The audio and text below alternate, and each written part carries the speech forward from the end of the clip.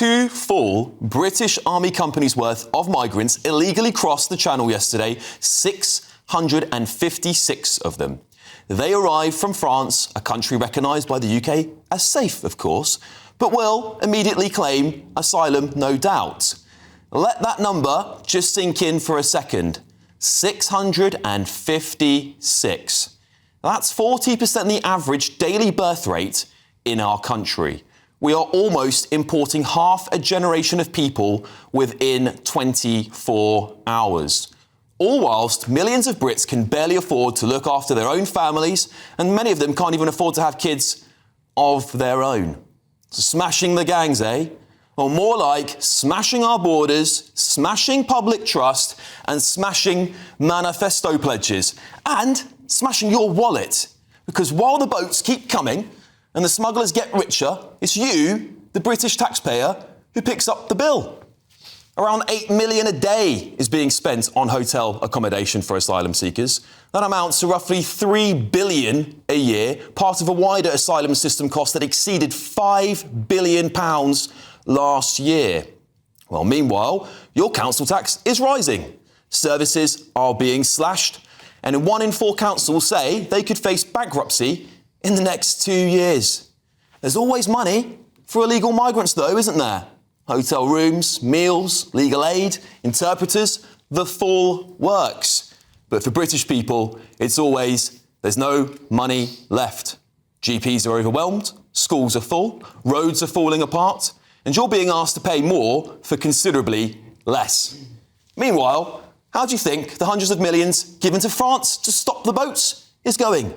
Well, shock new audio revealed the French Navy have been requesting the UK Border Force to return, get this, life jackets which were loaned to illegal migrants crossing the Channel.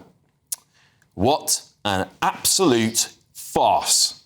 It is increasingly obvious to me that our border force is becoming nothing more than a concierge service for economic migrants. The Labour's idea of smashing the gangs is clearly about as effective as a chocolate teapot, in my opinion. The gangs aren't scared, they are booming. By every data point available, the gangs are winning. They're laughing in the face of Keir Starmer, our Prime Minister, and you, the British people. The system isn't broken. It just simply does not exist. And you and me, the British people, we're the ones paying the price. Financially, socially, culturally. Enough is enough. Labour have been in power now for 9 months. They cannot keep blaming the Tories for their own failing policies. Bill, let's start with you. Welcome to the panel. Of course, we've got our fantastic panel, so let me introduce everyone, actually. Broadcaster, writer, Emma Wolfe, businessman and activist, Adam Brooks, former Labour Minister, of course, Bill Rammell. Bill, this is quite a shocking number yesterday. 40% up on the year prior with the Tories. We're talking about the Rwanda deterrent. Many are suggesting that would have at least put some off. This is a runaway problem now. What are Labour going to do about it? Well, look, the boat crossings are a real concern, not because they're a big proportion of net migration, they're not. It's only about 3% of the total number, but because visibly and symbolically they're a demonstration of whether or not we can control our borders. Now, I am going to refer to the past. The government inherited a shambles with net migration at 1 million people a year. It was 9 months ago, Bill. Yeah, no, it was. But come on, with net migration at 1 million people, you don't overturn that overnight. And there is progress being made. We've had record deportations. We've had visa approvals reducing in some categories by as much as 84%. But the boat crossings still remain a real challenge. Now, I think a lot of the policies the government has put in place will work. So, for example, changing the eligibility criteria for being able to access hotel accommodation. Introducing a 24-week deadline for an appeal to reduce the pull factor. Things like the big push on, groups going into the gig economy. Testing migrants' right to work in those circumstances. All of that will make a difference. We also need better and more border cooperation. And we need to work with France, and some of the changes that have recently been around, like the French government changing its policy after the government has pushed it to intervene in shallow waters, can work. But I think we should go further. The government has talked, there's been speculation about it, of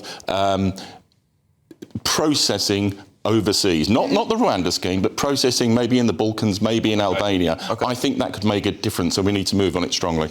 I was reading there, Adam, about that shocking detail that the French Navy are requesting, allegedly, from the border force of our country to return life jackets. To me, that screams the French are basically saying, have a good trip. Look, hope you stay alive. Of course, we don't want anyone to die in the channel. I don't want anyone to die. In fact, part of stopping this crisis, stopping people dying. Of course. Frankly. Look, the French do not want these people on their shores either. Let's have it right. Migrant crime is rife in Calais and in Dunkirk. We've had machete wars, we've had gunshots, we've got gang problems in those areas.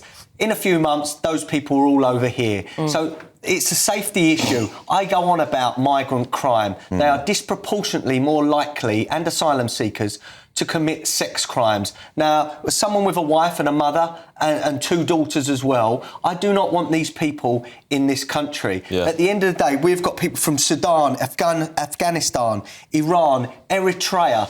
There are people, they should not be coming here. We've got Germany that's halting its UN refugee settlement programme. We've got Poland suspending migrants' rights to apply for asylum. We've got Hungary opting out of the EU migration policy. Denmark has a zero refugee policy.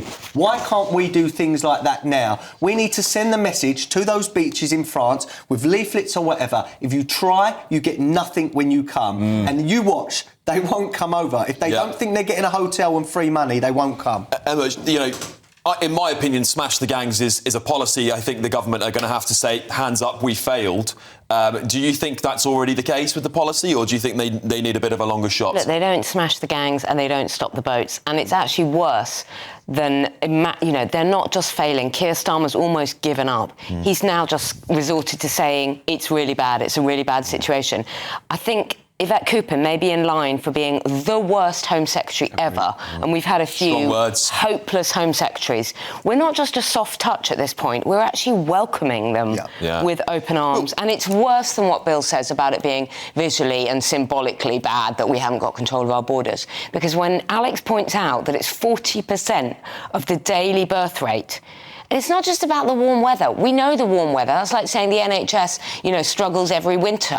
We know it's going to be fine-ish weather, sailable weather over the next few months. And these boats just keep on coming and we are doing nothing. Either we need to stop paying the French these millions of pounds, or we admit defeat, or, Alex, we do something. And you know what? When you want to save the British steel industry, they do something. They reconvene Parliament, they pointlessly get everybody back from their holidays, and they get a royal assent through within... What do you mean pointlessly get people back from their holidays? Because we had to save the steel industry. Exactly. Well, that wasn't known.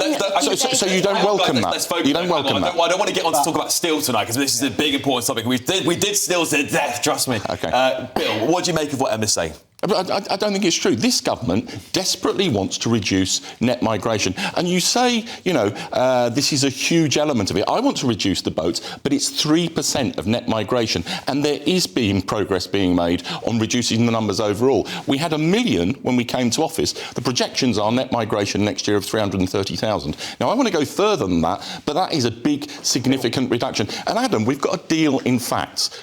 Denmark has not got a zero migration policy. Migrants go into Denmark every day of the week. Well, I've read several articles. You read a lot of stuff on the internet that isn't true. No, I've read things from actual papers in this country, right? At the end of the day... Then come on this show next week and demonstrate that Denmark's got zero migrants. I proved you wrong on a point the other week. No, you didn't. Yes, I did, Bill, and I proved you wrong again. We've had 600 people... Zero migrants in Denmark. We've had 600 people cross the channel yesterday.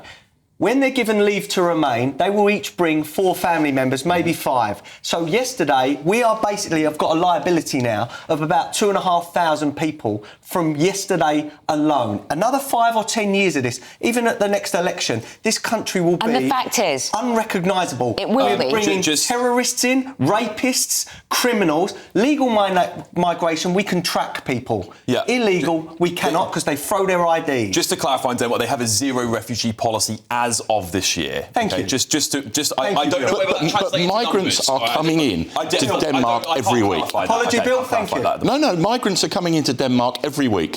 Go and look at the evidence. They've got a zero refugee policy. Yeah, but migrants are coming into the country. Obviously, the argument is that they are saying we're going to... You can say all sorts of things, but the practical reality is what matters. That's important. I mean, look, Emma, the reality is a lot of people are saying this is we used to be the most powerful naval force in the world. How can we not, when we stop the Nazis, for goodness sake, from getting over the channel, how can we not stop people on tiny little dinghies coming over here? Why don't we just tow them back to France and say, you know what, France, you're clearly not helping the situation. We're giving you hundreds of millions of pounds. We can actually see multiple boats every day. We can visibly see them being launched from the French coast.